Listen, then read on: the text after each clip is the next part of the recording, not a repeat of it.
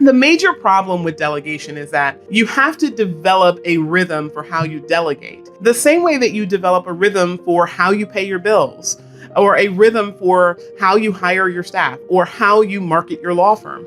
If you just kind of pitch, hit, do it here and there, what tends to happen is you get pitch, hit results, right? Sometimes you get a great result, and sometimes not so much. And the challenge with that is that it becomes really, really challenging from a humanistic perspective to develop a level of faith in what you are doing if sometimes your results are good and sometimes your results are not so good. Hi, everybody. It's Allison Williams here, and welcome to another episode of the Crushing Chaos with Law Firm Mentor podcast.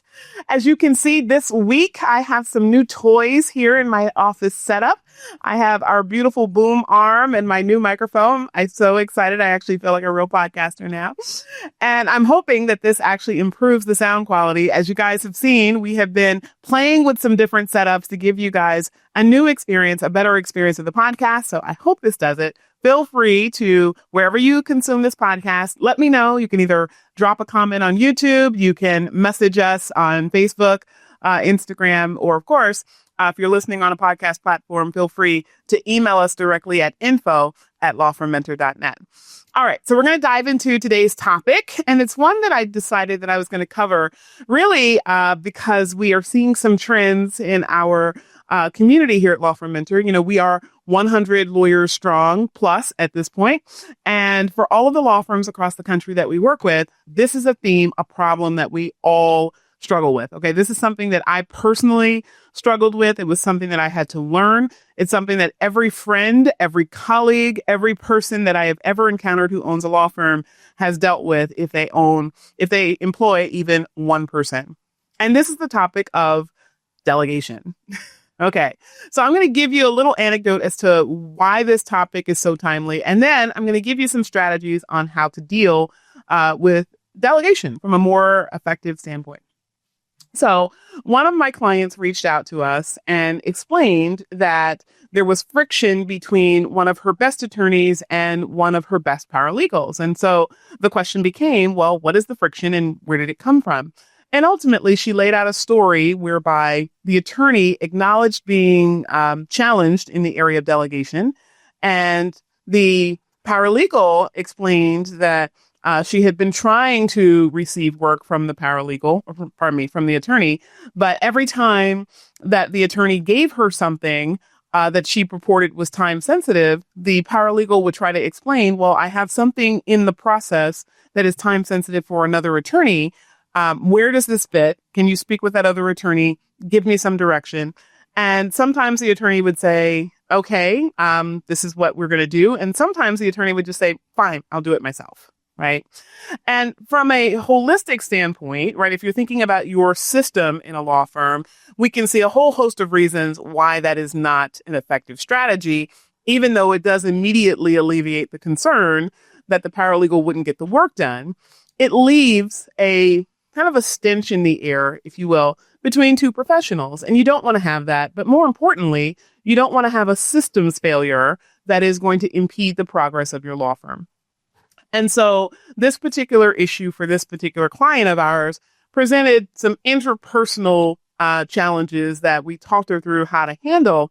But on the flip side, you know, the next question for that professional, the next question for the attorney that posed that question to us is, well, what if the attorney just does it him or herself, right? Why is it that big of a deal? Sometimes you delegate, sometimes you do it yourself. And I said, absolutely not.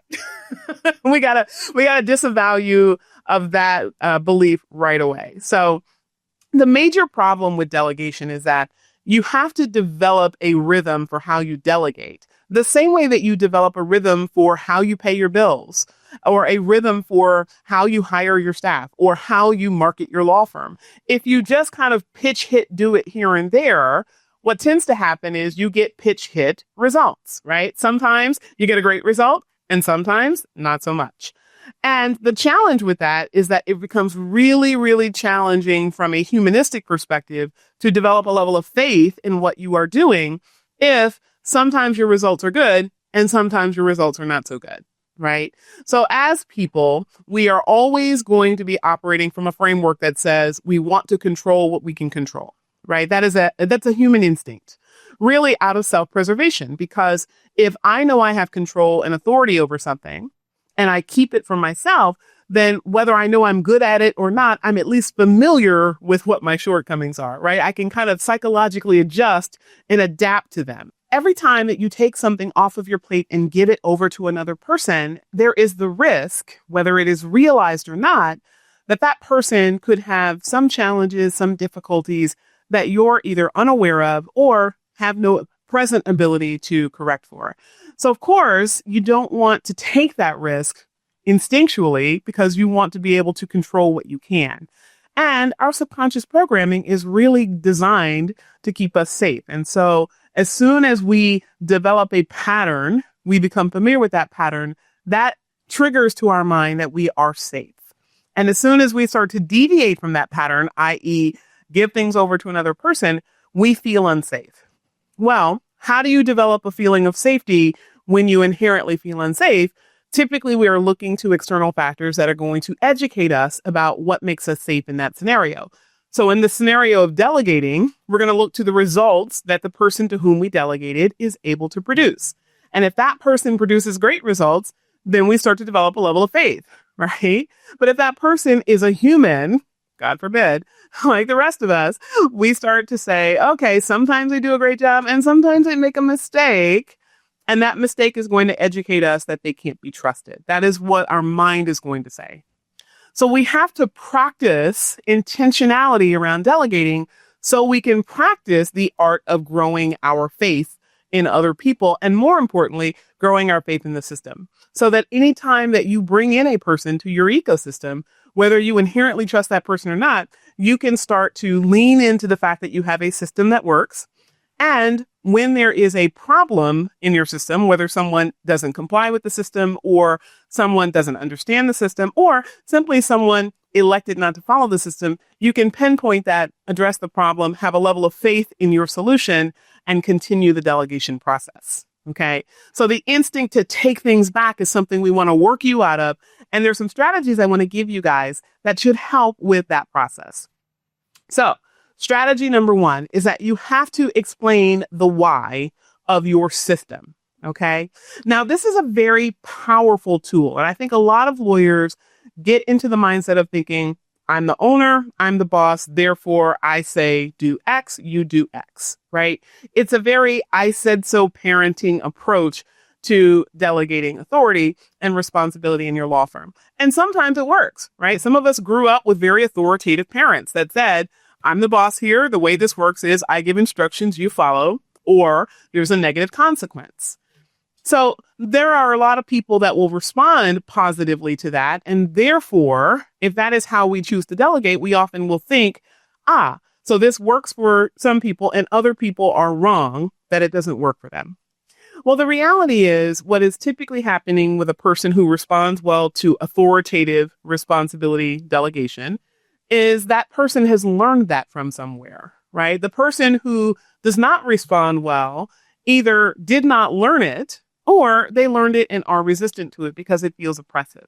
So what you want to do is you want to explain the why behind your system, not from a place of saying, I owe it to you to justify why I'm asking you to do something, right? You're not necessarily minimizing your power by explaining, but you are giving people a higher level of motivation to follow your system because they understand it, right? You're instilling in them an approach to doing something that makes rational sense to them, not just I told you so parenting sense to them.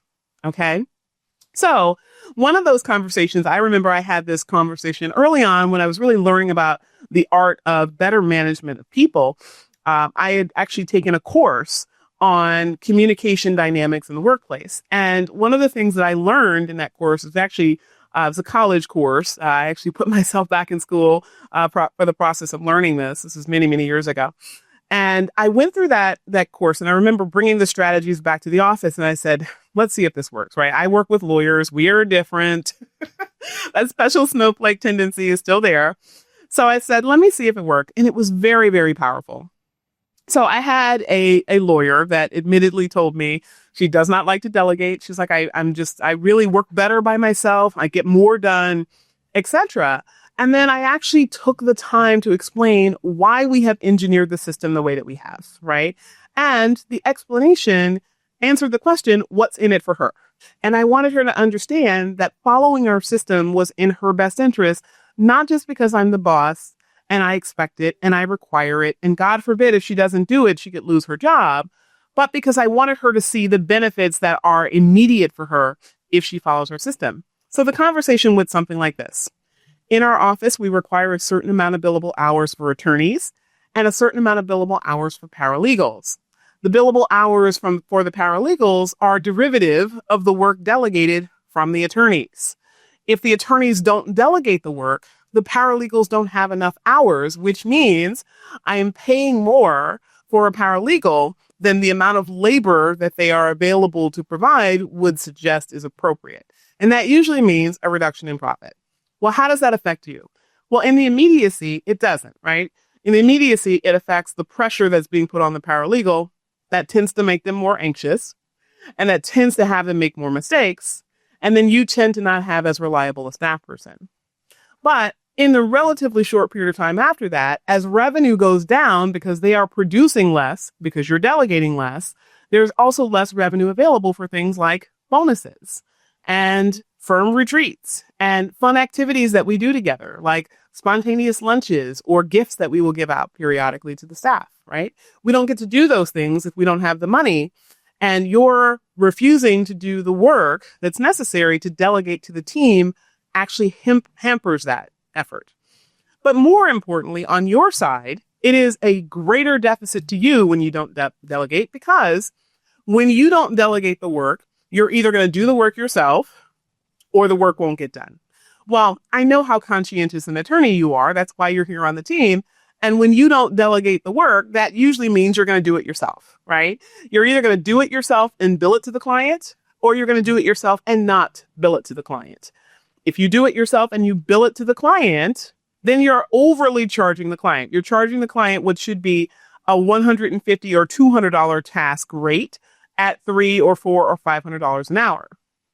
On the flip side, if you don't bill it to the client, then basically you are absorbing those hours, which means the amount of time that it takes for you to bill what is required for your productivity goals is not going to be the same. You're going to slowly increase those hours because you're doing a bunch of work that is secretarial work that you're passing along for free to the client. Well, that presents a whole host of challenges, but for you in the short term, it really is that you are overworking yourself, right? You're either going to overbill the client, so the client's going to be upset, or we're going to write it off, so you're going to be cheating the firm or the client, or you're going to underbill and you're going to be cheating yourself. You're going to be working yourself harder than you have to. So the system that we created was designed around the idea that we only want you working a certain amount of hours to produce productivity goals because we want you to enjoy working here, right? The practice of law is stressful enough without you tacking on additional hours because of lack of efficiency. And we will teach you the protocols for that efficiency, but you have to have at least a level of buy-in to get that we didn't just create this for our economic benefit. We created this for your economic benefit and for your quality of life, right? Now, some people might say, well, that's a really inspiring speech, but in the moment when I really got to get some paperwork out and I don't have a team member that I can rely on to get it done, who's going to do it? Well, here's the challenge with that. What you really have to always be thinking of is, how do I get myself to a place where instinctually I am in a constant state of planning around the system, right? I am acting or working the system. And you do that by following strategy number 2, which is to plan ahead. Okay. Super important that delegation is not one of those things like something lands on your desk and you immediately hand it over to another person. You need to be strategizing what is going to be going from you to your team member so that there's a seamless flow of paperwork moving from desk to desk as tasks are being completed for the benefit of your clients.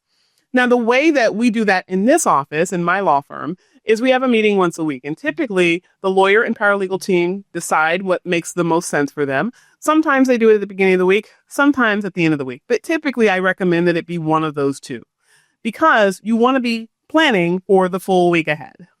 So if you're doing it at the end of the week, you're going to be planning for next week. If you do it at the beginning of the week, you're going to be planning for the week at issue. But your goal is to look ahead to the calendar, look ahead to the deadlines that you have, and make sure that you and your team member are having a constant communication about what needs to get done, so that when that person knows, when your team member knows, okay, we got papers that have to go out on Wednesday and it's Monday afternoon and I don't have them yet, I need to be reminding my team member, hey, I got to get this done. When are you going to have me your piece of it so I can get to my piece of it? Right? And that tends to cut down on the urgency of, hey, it's 9:00 in the morning and I got to get this done by 9:30, right? Or it's 4:00 in the afternoon, I got to get this done by 4:30. You want to be able to strategize to avoid the urgency that is created by a lot of people simply not having good time management skills or simply not communicating with their team member. All right. Third and final strategy, and this is one that I know is tough for a lot of law firm owners, is you really have to empower others to be a force for your delegation benefit. Okay. That usually means the person to whom you're going to be delegating, you have to tell them to push back at you when you don't follow your own system. Now, for a lot of people, I know that's a really triggering idea, right? I don't want to have my team member talking back to me. I don't want my team member to resist my instinct to do it my way. But here's the thing. If you're trying to create a new habit, you have to put everything in place in order to support your new habit. And your team member, the person who will also benefit ultimately from the delegation, right? They benefit by having enough work to do so that their job is viable. They benefit by virtue of not being bored in the workday, sitting around with nothing to do. They benefit from making sure that the firm is financially successful because that affects their financial success as well as their job security, right? So everyone gets something out of it. And you'd be surprised how demoralizing it is for a person when you hire them to do a job and then you don't let them do it. So you want to get into the habit of getting your team member on board with the fact that you have a system and that you want them to follow the system. And if you hire well, which is something we're going to talk about, we talk about hiring a lot here at Law Firm Mentor, but we're going to talk about that in a whole separate series. But if you hire well, you're going to be hiring people that actually want to take the reins. They want to be the leader of their desk. They want to be the greatest asset to you. And the people who are the greatest assets to you are allowed to be so. And you're the one who ultimately allows that. You are the one who brings them into the fold of being their best selves by telling them, but also showing them and empowering them that delegation is something that we all have to be on board with. All right, everyone. I'm Allison Williams, your Law Firm Mentor. You've been watching another episode of the Crushing Chaos with Law Firm Mentor podcast. I'll see you on our next episode.